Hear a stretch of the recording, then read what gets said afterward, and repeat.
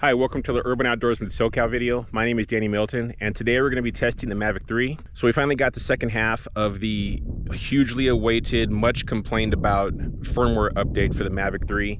This update is supposed to let you do everything that you're supposed to be able to do with this drone, including quick shots, master shots, ActiveTrack, all kinds of photo features and stuff like that.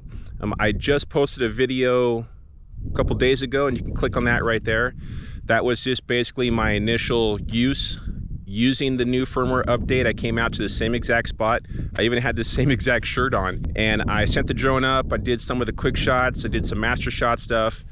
Took a couple passes over this hill using the updated ActiveTrack 5.0. That was just kind of a really quick initial test of that new firmware update. Today is going to be a little bit more in depth. Today I'm going to be using the ActiveTrack 5.0 in all of its glory to see if it can track me up and over this same hill that we were riding just a couple days ago. I'll show you some of the footage on screen right now. When the drone was tracking me from behind, it made it up and over no problem. When the drone was tracking me from the right hand side and from the front, we did have a couple of problems. You know, the first part of this climb here, the drone was tracking me from the front, and it for some reason dipped over the back side of the hill and lost me. Another time when it was tracking me from the right, it was I don't know, it was in attack mode or something. It started flying, you know, it was out to my right a good distance, and it started flying directly at me, went completely over my head and past me, and lost connection as it went over my head to my left. So when DJI first announced the Mavic 3, they showed it doing some really great tracking things. It was flying through a lot of trees, tracking somebody on the mountain bike, and that's the expectation that DJI has set. So I'm out here doing these tests, showing you what real world results are going to look like. This trail that we're going up here, there's no trees, but there are high bushes, you know, almost about 4 or 5 feet tall. So the drone will have to try to track me either in front of that or behind that or from the side, and let's see how it does. Just real quickly too, if you could do me a favor, smash that like button. That will help this video rate higher on the YouTube algorithm. It'll get out to more people, I'll get more views, and we can all be happy. First time going up the hill, it lost me on the first peak. So I went up to the top, reacquired, did the full circle all the way back around, you know, up the fire road. Did the entire trail again with it in the same position, didn't change the orientation, just had it, you know, maybe 20 feet off the ground, about as far away as it can get. It's probably about 80 feet or so away from me. The drone followed me all the way up the trail and down the other side, down the downhill part, you know, flying, pretty much riding into the sun, you know, so I am shaded the whole time, which makes it a little bit more difficult for the drone to stay locked on. Okay, so test number 2 was going to be the drone from my left. The first couple times up the hill, the drone lost me. The sun is to my right, so again, it's super shaded. I'll show you guys a sped up image here of what it looked like or what the drone was seeing, you know, from my screen record. The drone wasn't very high, so both times it lost me line of sight below the level of the bushes as we're climbing up the hill. So I went around a third time, I raised the elevation of the drone. It did follow me all the way to the top of the hill, but it did some weird stuff. At one point, it looked like it flew over the top of me and then circled around to the front.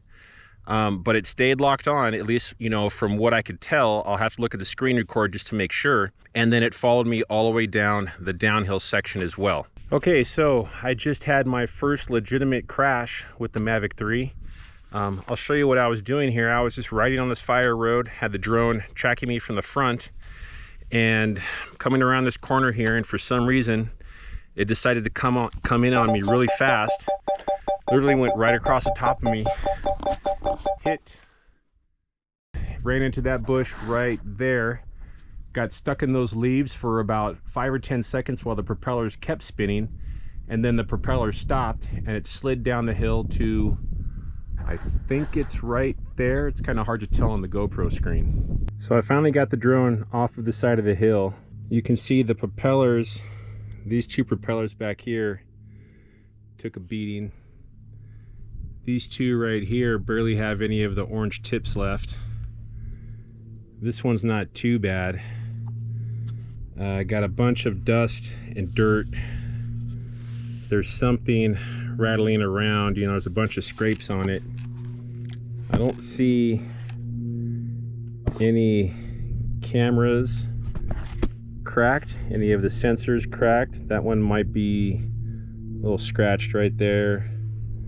Got some dirt and dust on the front here. That's a pretty unceremonious way to finish testing for today. I'm gonna just do a quick check to see if it will launch, but I'm not gonna do any more testing. I'm gonna take it home, clean it all up. It sounds like there's a couple of dirt pebbles inside the housing somewhere, so I want to try to get that out before I do any more testing. Don't let this crash deter you from using, ActiveTrack 5.0. This is the first legitimate crash I've had with this drone. I've had a couple close calls here and there, but this is the first time it actually crashed into something and the motors turned off and it fell to the ground. Luckily it didn't fall very far. The only problem was, like you could see in the picture I took, it was up on this ridge above me, and I had to throw a bunch of rocks at it till it fell down. It's something with the drone kind of overthinking when it's tracking from the front. That's usually where I've had most of my problems. When I did the original ActiveTrack video, when the firmware first came out letting us use ActiveTrack 5.0, it tracked me from the back and from the sides pretty well on my local mountain bike trails. It was just when I put the drone out in front of me that it was acting, really erratic rights and lefts, and that's when it would lose me. So stay tuned. I'm going to be doing a bunch more testing with this. I'll probably come out here and see if we can get some redemption for the drone going up over that hill, tracking me from the front. I'm also going to take it to a couple other locations. Hopefully I'm going to get out for a hike this weekend and have it tracking me going up some of our local mountains. Also going to be taking it out into the desert with my truck, having it track me out there as well, so we can push those speed limits and see how far and fast it's going to be able to track us. Make sure you do all that stuff for me. That helps out the channel and will help out this video. Smash that like button, share, comment, definitely subscribe to the channel. Leave those comments down below. Is this drone, in your opinion, a piece of garbage? Are you going to return it? Are you not even going to buy it?